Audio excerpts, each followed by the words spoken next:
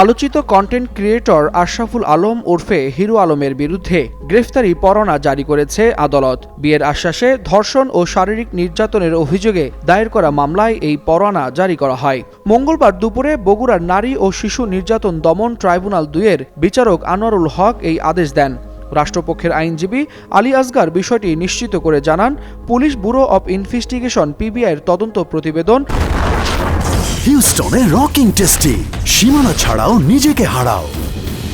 আদালতে উপস্থাপনের পরেই বিচারক হিরো আলমের বিরুদ্ধে গ্রেফতারি পরোয়ানা জারির নির্দেশ দেন। এজাহারে বলা হয়েছে, সাদিয়া রহমান মিথিলাকে নায়িকা বানানোর স্বপ্ন দেখিয়ে আশরাফুল আলম ওরফে হিরো আলম প্রতারণামূলকভাবে বিয়ের প্রলোভন দেখান। পরে তিনি ভুক্তভোগীকে ধর্ষণ, শারীরিক নির্যাতন এবং গর্ভপাত করাতে বাধ্য করেন।